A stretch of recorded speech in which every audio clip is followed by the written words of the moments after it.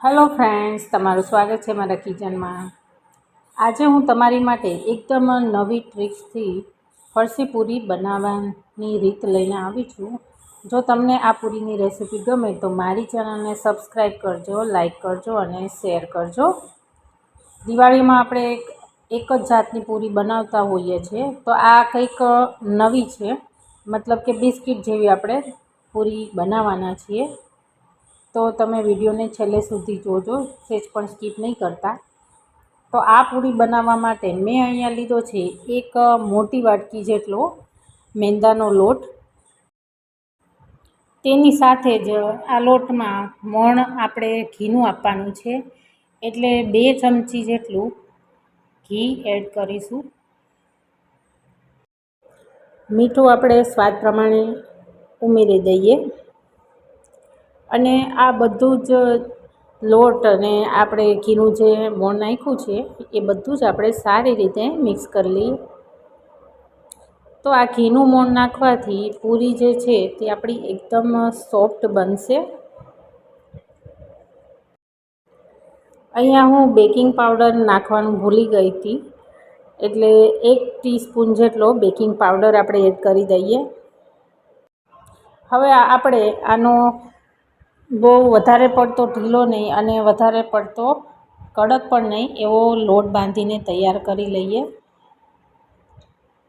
તો થોડું થોડું પાણી આપણે એડ કરતા જઈશું અને લોટ જે છે તેને બાંધી લઈશું। અહીંયા તમારે એ વાતનું ખાસ ધ્યાન રાખવાનું છે કે પૂરી જ્યારે આપણે બનાવતા હોઈએ ત્યારે સેજ કઠણ લોટ હોય એવો જ રાખવાનો। જો વધારે પડતો ઢીલો લોટ થઈ જશે તો પૂરી જે છે ને તે ક્રિસ્પી જરા પણ નહીં થાય, એકદમ ઢીલી લાગશે અને તે ખાવામાં પણ મજા નહીં આવે।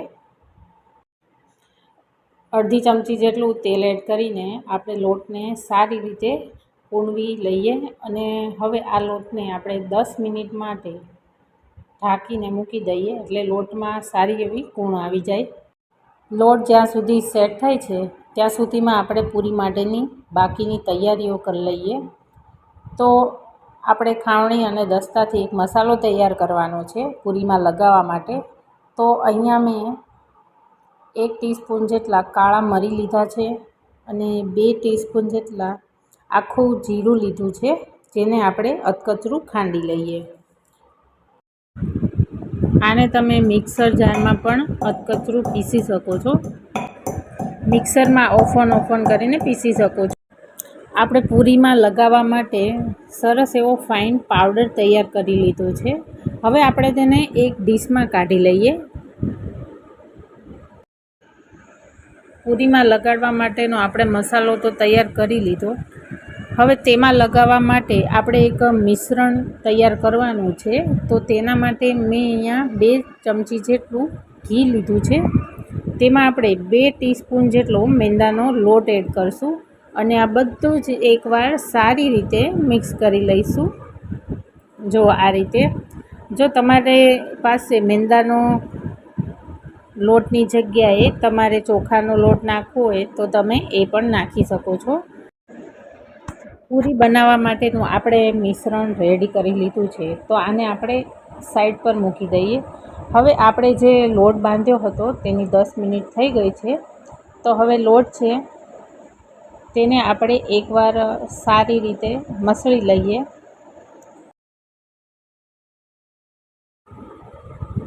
લોટ આપણે મળી લીધો છે, તો હવે આપણે એક સરખા 5 લુવા તૈયાર કરવાના છે। આપણે 5 પડવાળી પૂરી બનાવવાના છીએ, એટલે આપણે 5 રોટલી બનાવવી પડશે। તો 5 રોટલી બનાવવા માટે આપણે 5 લુવા પહેલાં તૈયાર કરી લઈએ। તો રોટલી બનાવવા માટે આપણે 5 લુવા તૈયાર કરી લીધા છે। હવે આપણે આની રોટલી બનાવીશું। તો આપણે આ રીતે પાટલી ઉપર લુવો મૂકીને રોટલી વણી લેશું। રોટલી આપણે પાતળી જ વણવાની છે, વધારે પડતી જાડી નથી વણવાની।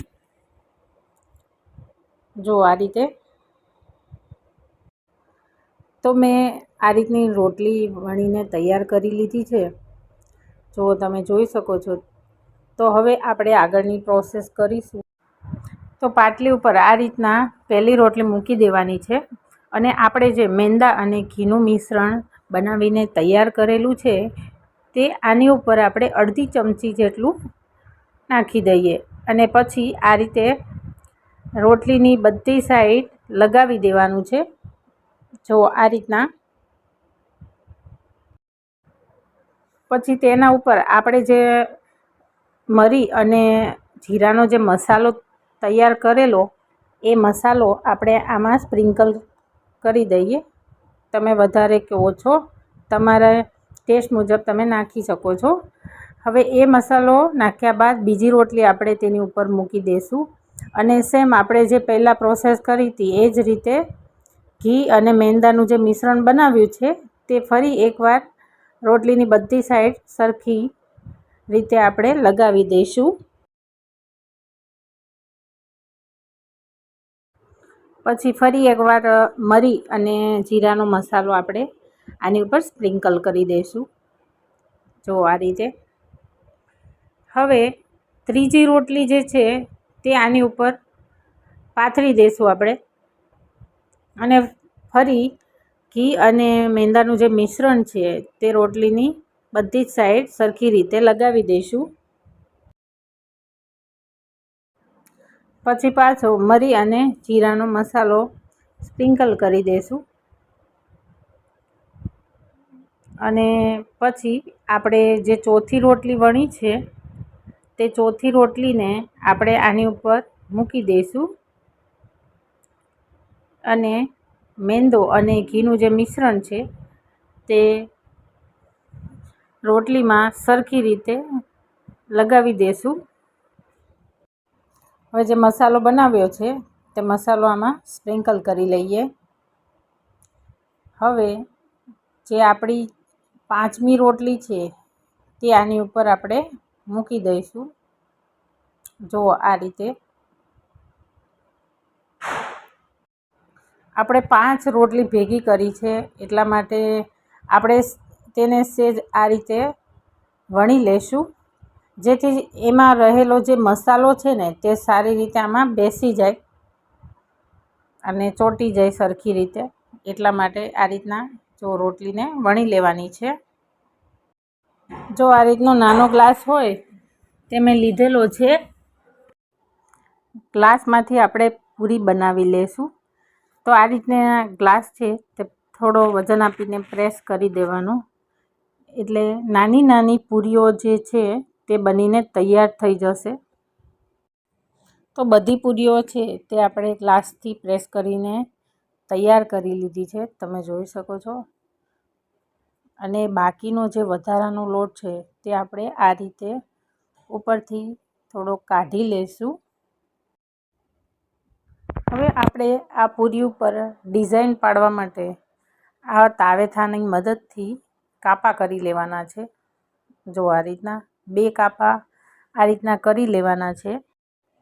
બધી જ પૂરીમાં આ રીતે કાપા કરીને રેડી કરી લીધી છે. પૂરીમાં આપણે વચ્ચે એક હોલ પાડી દેવાનો છે. તો આવું ડિસમિસ હોય તેનાથી કે પછી કોઈ આવી સળી હોય તેનાથી તમે પૂરીમાં વચ્ચે હોલ કરી શકો છો.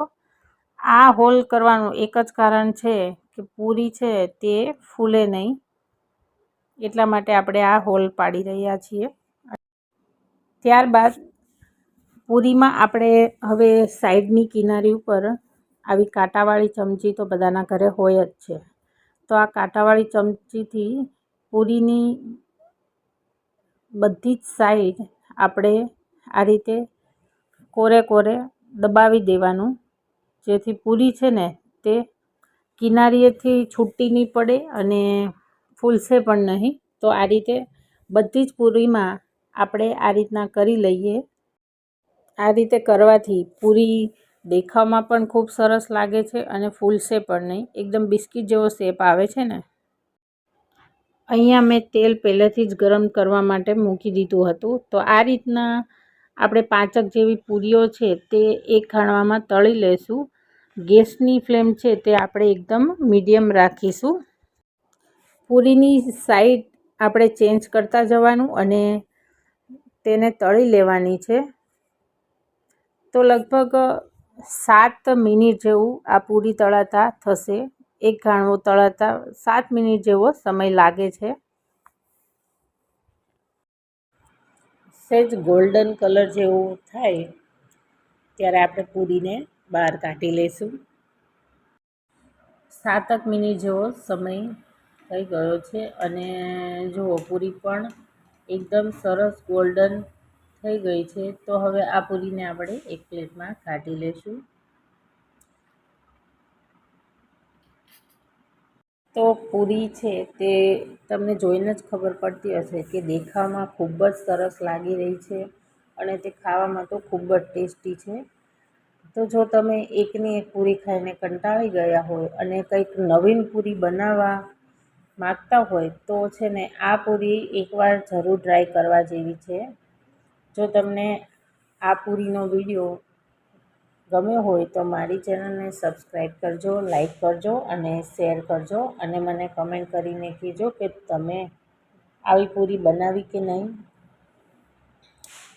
ફરી એક નવા વિડીયો સાથે આપણે મળીશું. Thank you for watching.